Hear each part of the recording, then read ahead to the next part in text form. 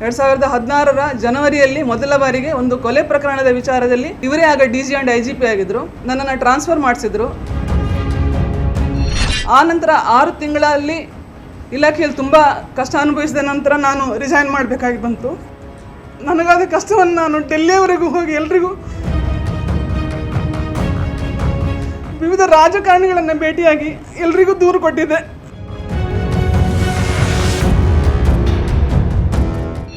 ಓಂ ಪ್ರಕಾಶ್ ಅವರ audio, P T Parameshwar Naik ಅವರ audio ಮತ್ತು ಮುರುಗನ್ ಅವರ ಆಡಿಯೋವನ್ನು ರಿಲೀಸ್ ಮಾಡಿದ್ದೆ. ಅವರಲ್ಲಿ ಒಬ್ಬರು ಇವತ್ತು ಕೊಲೆಯಾಗಿದ್ದಾರೆ. ಈಗ ಬ್ಯಾನ್ ಆಗಿದೆ PFI ಸಂಘಟನೆ. ಅವರು ಮುಂದುವರೆದು ಎಲ್ಲಿ ಹೋಗಬೇಕು? DGP ಮತ್ತು IGP ಓಂ ಪ್ರಕಾಶ್ ಅವರ ಕೊಲೆ ವಿಚಾರದಲ್ಲಿ PFIಯ ಪಾತ್ರವಿರುವ ಕುರಿತು NIA ತನಿಖೆ ಮಾಡುವ ಬಗ್ಗೆ ಮನವಿ ಅಂತ ಹೇಳಿರೋದು. DGP ಅಲೋಕ್ ಮೋಹನ್ ಅವರಿಗೆ ಬರೆದಿರೋ ಪತ್ರದಲ್ಲಿ ನಾನು 4 ಮಂದಿ ರಾಜಕಾರಣಿಗಳನ್ನು ಉಲ್ಲೇಖ ಮಾಡಿದ್ದೇನೆ.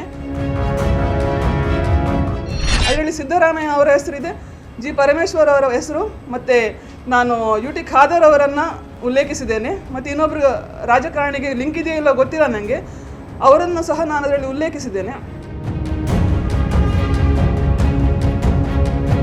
2016 ಜನವರಿಯಲ್ಲಿ ಮೊದಲ ಬಾರಿಗೆ ಒಂದು ಕೊಲೆ ಪ್ರಕರಣದ ವಿಚಾರದಲ್ಲಿ ಹೇಳಿದ್ರಿ.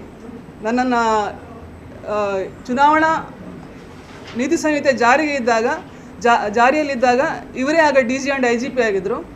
ಅವರು ನನ್ನನ್ನು ಟ್ರಾನ್ಸ್ಫರ್ ಮಾಡಿಸಿದ್ರು. ಆ ವಿಷಯ ಮೀಡಿಯಾದಲ್ಲಿ ಚರ್ಚೆ ಆಯಿತು. ಆ ನಂತರ 6 ತಿಂಗಳಲ್ಲಿ ಇಲಾಖೆಯಲ್ಲಿ ತುಂಬ ಕಷ್ಟ ಅನುಭವಿಸಿದ ನಂತರ ನಾನು ರಿಸೈನ್ ಮಾಡಬೇಕಾಗಿ ಬಂತು. ನನಗಾದ ಕಷ್ಟವನ್ನು ನಾನು ಡೆಲ್ಲಿಯವರೆಗೂ ಹೋಗಿ ಎಲ್ರಿಗೂ ವಿವಿಧ ರಾಜಕಾರಣಿಗಳನ್ನು ಭೇಟಿಯಾಗಿ ಎಲ್ರಿಗೂ ದೂರು ಕೊಟ್ಟಿದ್ದೆ. ಗೃಹ ಮಂತ್ರಿ ರಾಜನಾಥ್ ಸಿಂಗ್, ದಿಗ್ವಿಜಯ್ ಸಿಂಗ್ ಅವರನ್ನು ಭೇಟಿಯಾಗಿದ್ದೆ. ಚುನಾವಣಾ ಆಯುಕ್ತರನ್ನು ಭೇಟಿಯಾಗಿ ನಾನು ಅವರಿಗೂ ದೂರು ಕೊಟ್ಟಿದ್ದೆ. ಇವರ DG ಅವರ ಆಡಿಯೋವನ್ನು ನಾನು ನಿಮ್ಮ ಮೀಡಿಯಾದಲ್ಲಿ ಅತ್ಯಂತ ದೊಡ್ಡ ಕಂಚಿನ ಕಂಠ ಇರುವ ಅರ್ನಬ್ ಸ್ವಾಮಿ ಅವರ ಹತ್ರನೇ ನಾನು ರಿಲೀಸ್ ಮಾಡಿಸಿದ್ದೆ.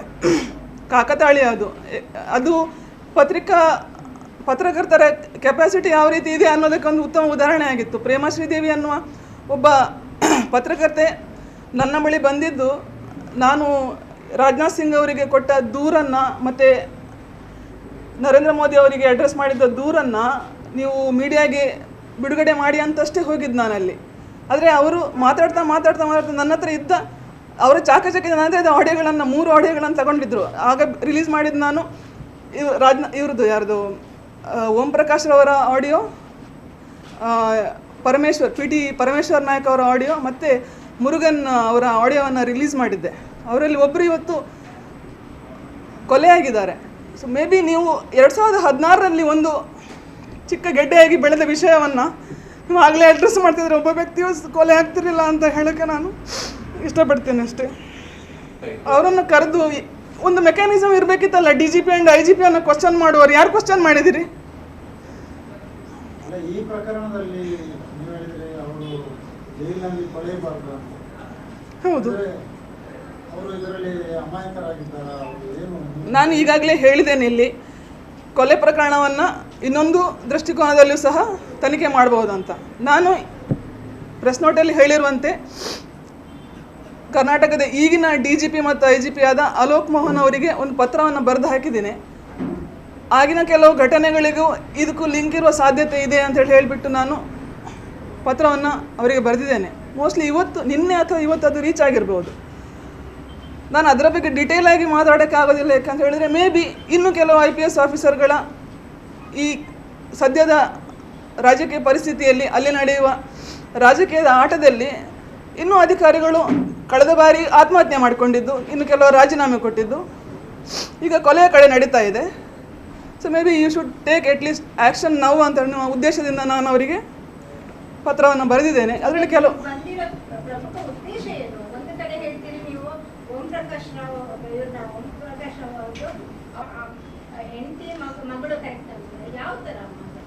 ಇಲ್ಲಿ ನಾನು ಕೊಲೆ ಅವರು ಮಾಡಿರ್ಲಿಕ್ಕಿಲ್ಲ ಅಂತ ನಾನು ಹೇಳ್ತಾ ಇದ್ದೀನಿ.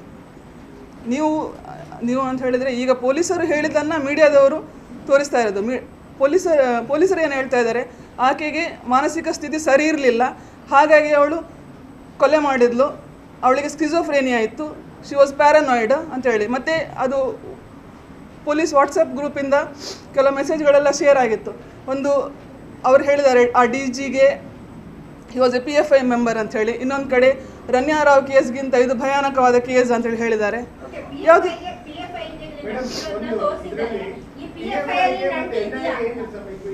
ಇರ್ಬೋದು, ಹೇಳೋಕ್ಕಾಗೋದಿಲ್ಲ. ನಾನು ಹೇಳೋದು ಹೇಗೆ ಅಂತ ಹೇಳಿದರೆ, ನೀವು ಪ್ರೆಸ್ ನೋಟಲ್ಲಿ ನೋಡ್ತಾ ಹೋದರೆ ನಾನು ಅದರಲ್ಲಿ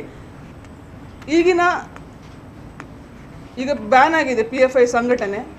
ಅವರು ಮುಂದುವರೆದು ಎಲ್ಲಿ ಹೋಗಬೇಕು? ಎಲ್ಲಾದರೂ ಕೆಲಸ ಆಗಬೇಕಲ್ಲ ನಾಳೆ. ಸೊ ಮೇ ಬಿ ಯಾರ್ಯಾರನ್ನು ಅಪ್ರೋಚ್ ಮಾಡಿಬಿಟ್ಟು ಮುಂದುವರೆದು ಡಿಪಾರ್ಟ್ಮೆಂಟ್ ಒಳಗೆ ಹೋಗುವ ಪ್ರಯತ್ನವೂ ಅವ್ರದ್ದು ನಡೀತಾ ಇರ್ಬೋದು, ಹೇಳೋಕ್ಕಾಗೋದಿಲ್ಲ. DGP ಅವರ ಹಿಂದೆ ಅವರು DGP ಆಗಿದ್ದಾಗ ಎಷ್ಟು ಮಂದಿಯನ್ನು ರಿಕ್ರೂಟ್ ಮಾಡಿರ್ಬೋದು ಅಂತಲೂ ನೋಡಬೇಕು. ಅಲ್ಲಿ ಅವರ ಕೊಲೆ ಪ್ರಕರಣದಲ್ಲಿ ಯಾವುದೇ ಪ್ರತ್ಯಕ್ಷ ಸಾಕ್ಷಿಗಳಿಲ್ಲ ಅಥವಾ ಯಾವುದೇ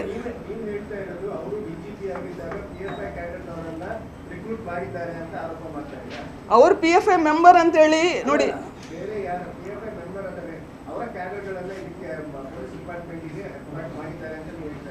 ತನಿಖೆ ಆಗಲಿ ಅಂತ ಹೇಳೋದು. ನಾನು ಅದರಲ್ಲಿ ಹೇಳಿದ್ದೇನೆ, ನಿಮ್ಮದು ವಿಷಯದ ಉದ್ದೇಶ ನೋಡಿ. ಅಲ್ಲಿ ನಿವೃತ್ತ DGP ಮತ್ತು IGP ಓಂ ಪ್ರಕಾಶ್ ಅವರ ಕೊಲೆ ವಿಚಾರದಲ್ಲಿ PFIಯ ಪಾತ್ರವಿರುವ ಕುರಿತು NIA ತನಿಖೆ ಮಾಡುವ ಬಗ್ಗೆ ಮನವಿ ಅಂತ ಹೇಳಿರೋದು. ಇನ್ನೊಂದು ವಿಷಯ, ನಾನು ಇದರಲ್ಲಿ DGP ಅಲೋಕ್ ಮೋಹನ್ ಅವರಿಗೆ ಬರೆದಿರೋ ಪತ್ರದಲ್ಲಿ ನಾನು 4 ಮಂದಿ ರಾಜಕಾರಣಿಗಳನ್ನು ಉಲ್ಲೇಖ ಮಾಡಿದ್ದೇನೆ. ಅವರನ್ನು ವಿಚಾರಣೆ ಮಾಡಬೇಕಾಗುತ್ತೆ ಈ ಕೊಲೆ ಪ್ರಕರಣದಲ್ಲಿ ಅಂತ. ಅದರಲ್ಲಿ ಸಿದ್ದರಾಮಯ್ಯ ಅವರ ಹೆಸರಿದೆ, G ಪರಮೇಶ್ವರ್ ಅವರ ಹೆಸರು, ಮತ್ತು ನಾನು UT ಖಾದರ್ ಅವರನ್ನು ಉಲ್ಲೇಖಿಸಿದ್ದೇನೆ. ಮತ್ತು ಇನ್ನೊಬ್ಬರು ರಾಜಕಾರಣಿಗೆ ಲಿಂಕ್ ಇದೆಯೋ ಇಲ್ಲೋ ಗೊತ್ತಿಲ್ಲ ನನಗೆ, ಅವರನ್ನು ಸಹ ನಾನು ಅದರಲ್ಲಿ ಉಲ್ಲೇಖಿಸಿದ್ದೇನೆ. ಅವರ ಹೆಸರು ಅದರಲ್ಲೂ ಬರೆದಿಲ್ಲ ನನಗೆ, ಅದು I am not very sure ಅವರ ವಿಚಾರದಲ್ಲಿ, ಅದಕ್ಕೋಸ್ಕರ ಅಷ್ಟೇ.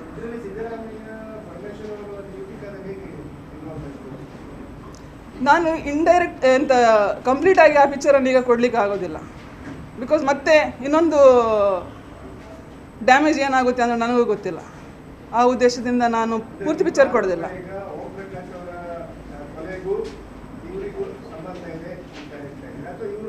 ನಾನು ಸಂಬಂಧ ಇದೆ ಹೇಳೋದಲ್ಲ. ನಿಮಗೆ ನಾನು ಕೊಟ್ಟ ಪತ್ರವನ್ನು ಅವರು ತನಿಖಾ ಅಧಿಕಾರಿಗೆ ಕೊಟ್ಟರೆ ತನಿಖಾ ಅಧಿಕಾರಿಗಳು ಅದನ್ನು ಆ ಆ್ಯಂಗಲನ್ನು ಮಾಡಲೇಬೇಕಾಗುತ್ತೆ. ಯಾಕಂದರೆ ಅವರು ಅದನ್ನು ಮಾಡದೇ ಇದ್ದರೆ ನಾನು ಕೊಡಬೇಕಾಗಿರೋದು ಅದನ್ನು ಡಿಫೆನ್ಸ್ ವಕೀಲರಿಗೆ. ಆ ನಂತರ ಜಡ್ಜ್ ಕೂತ್ಕೊಂಡು ಹೇಳ್ತಾರೆ ಕೋರ್ಟಲ್ಲಿ, ನೀವು ಈ ಆ್ಯಂಗಲಲ್ಲಿ ಮಾಡಿದ್ದೀರಾ, ಇದನ್ನೆಲ್ಲ ಪ್ರಶ್ನಿಸದೆ ನೀವು ಹೇಗೆ ಅವರನ್ನು ಮಾಡಿದ್ದೀರಿ ಅಂಥೇಳಿ. ಸೊ ನಾಳೆ ಪ್ರಕರಣ ಸಹ ಸಂತೋಷ್ ರಾವ್ 7 ವರ್ಷ ಕೂತ ಹಾಗೇನೆ ಇವರು ಜೈಲಲ್ಲಿ ಕೂತ ನಂತರ ಅವರಲ್ಲ ಅಂತೇಳಿ ಆಗ್ತದೆ. ಹಾಗೇನೇ ಆಗ್ಬೇಕಂದ್ರೆ ಅದು ಪ್ರಾರಂಭದಲ್ಲೇ ನಾವು ಅದನ್ನು ತಡೆಯಬಹುದಲ್ವಾ? ಖಚಿತವಾಗಿ ಅಲ್ಲ, ತನಿಖೆ ಮಾಡಿ ಅಂತ ಹೇಳೋದು. ನಾನು ಪೊಲೀಸ್ ಆಫೀಸರ್ ಅಲ್ಲ ಈಗ, I am A resigned officer. And ಎರಡನೇದಾಗಿ ನಾನೊಬ್ಬ ಅಡ್ವೊಕೇಟ್ ಇವಾಗ. ಸೊ ಅಡ್ವೊಕೇಟ್ ಆಗಿರುವಾಗ ನನಗೆ ಈ ಆ್ಯಂಗಲ್ ಕಾಣಿಸ್ತಾ ಇದೆ. ನಾಳೆ ಈ ವಿಷಯವನ್ನು ಚರ್ಚೆ ಮಾಡ್ತಾರೆ ಅವರು, ಹಾಗೆ ಏನು ಮಾಡ್ತೀರಿ?